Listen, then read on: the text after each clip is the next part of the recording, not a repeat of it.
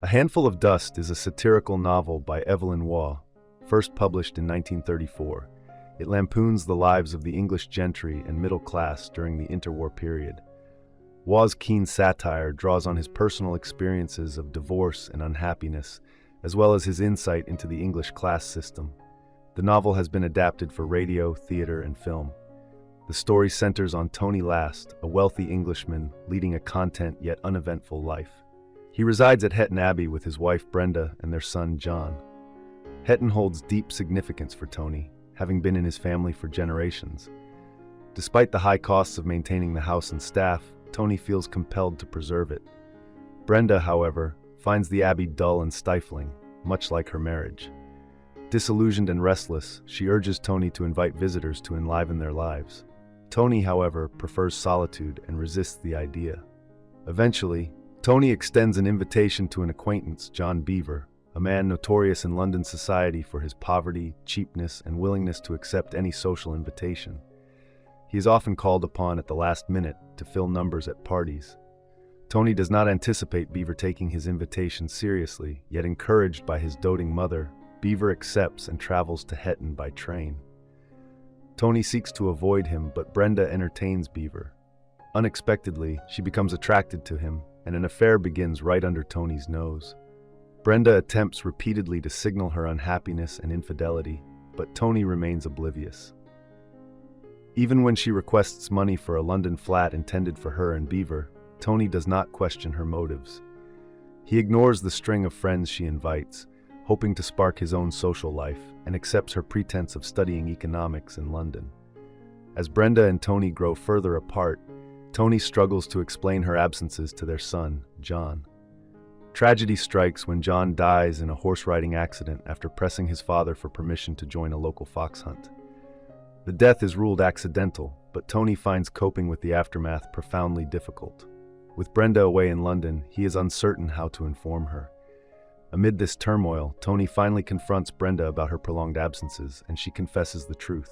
She wants a divorce. Shocked, Tony agrees. Suddenly, Tony has lost both his son and his wife. Divorce during this period is a complex legal process, and Tony, stunned, submits to it. Alongside his lawyers, he concocts evidence suggesting his own infidelity. He hires a sex worker, Millie, and takes her to Brighton so detectives can gather evidence from hotel staff for the court. Unexpectedly, Millie brings her young daughter, upsetting the plan and frustrating the detectives. Tony becomes increasingly irritated by the legal process. Meanwhile, Brenda continues her relationship with Beaver, and London society, aware of the affair, assumes Tony is similarly engaged, though he is not. Beaver remains poor and unable to support Brenda, forcing her to rely on Tony for funds even before the divorce is finalized. Brenda rejects any notion of reconciliation, insisting on proceeding with the divorce to be with Beaver. Brenda's brother visits Tony, urging him to provide more financial support for Brenda, who intends to maintain herself and Beaver in London. Tony is appalled. He cannot believe Brenda would demand he support both her and her lover, knowing his financial situation. Were he to comply, he would be forced to relinquish Hetton and abandon his family legacy. He calls Brenda to confirm her intentions but refuses her demands. He also reveals that his Brighton scheme with Millie was compromised by her daughter's presence, yet he is confident he will win any legal case. Brenda faces the risk of losing everything. Feeling the need to escape London, Tony meets Dr. Messenger at a social club.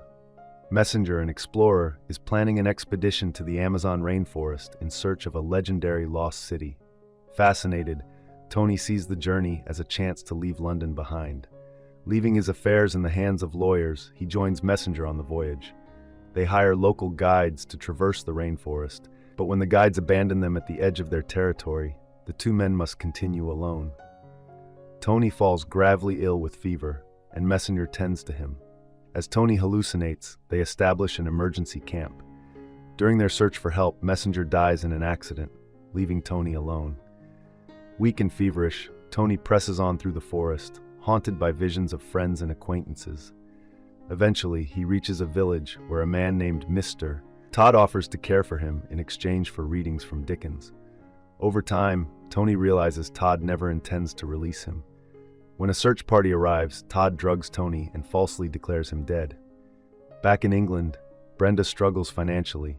With Tony presumed dead, Hetton and his estate pass to distant relatives. Ultimately, Brenda marries Tony's friend.